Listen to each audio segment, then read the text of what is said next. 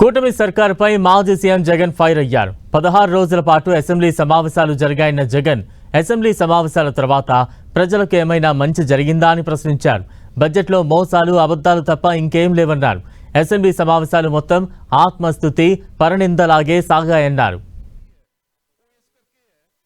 చంద్రబాబు నాయుడు గారిని ఆ 16 రోజుల అసెంబ్లీ సమావేశాలు జరిగిన తర్వాత రాష్ట్ర ప్రజలకు ఏదైనా దానివల్ల మంచి జరిగిందా అన్నది ఒక్కసారి ఆలోచన చేస్తే 16 రోజుల అసెంబ్లీ సమావేశాలు సైతం చంద్రబాబు నాయుడు గారి బడ్జెట్ మీద తాను పెట్టిన మోసాలు, కల్పిత లెక్కలు, అబద్ధాలు ఇవి మాత్రమే ప్రజలకు కనిపించాయి తప్ప ప్రజలకు జరిగిన మేలైతే ఒక పెద్ద సున్నా. చంద్రబాబు గారి కూటమి చేస్తా ఉన్న ఆర్థిక విధ్వంసాన్ని కళ్ళగట్టినట్టుగా కూడా కాగ్ నివేదిక కూడా చూపింది.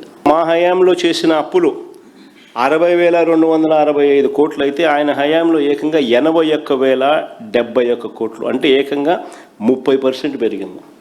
అయినా సరే చంద్రబాబు నాయుడు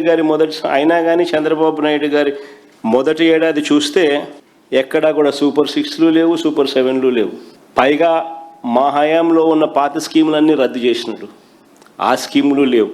అయినా చంద్రబాబు నాయుడు గారి హయాంలో ఇంతటి దారుణమైన పరిస్థితులు కనిపిస్తూ ఉన్నాయి. రాష్ట్రాన్ని దోచుకుంటూ ఉన్నారు కాబట్టి రాష్ట్రానికి సంబంధించిన ఆదాయాలు పెరగడంలా, రాష్ట్రానికి సంబంధించిన వనరులు రావడంలా చంద్రబాబు నాయుడు గారు, ఆయన బినామీలు, ఆయన పార్టీ ఎమ్మెల్యేలు, ఆయన ఎల్లో మీడియా సహచరులు దోచుకో, పంచుకో, తినుకో పరిస్థితిలో ఏకంగా ఇసుకని వదలడంలా, మట్టిని వదలడంలా, సిలికాను వదలడంలా, క్వాడ్స్ను వదలడంలా, లాటరైట్ను వదలడంలా, గ్రనైట్లను వదలడంలా, లిక్కర్ వదలడంలా, లిక్కర్ మాఫియా నడుస్తూ ఉంది, భూములు వదలడంలా, అధిక రేట్లకు పీపీఏలు, మొత్తం అన్నింటా కూడా దోపిడీయే. తప్పుడు ప్రచారాలు, సెల్ఫ్ డబ్బాలు, ఇవి తప్ప ప్రజలకు ఏదైనా మంచి జరిగిందా?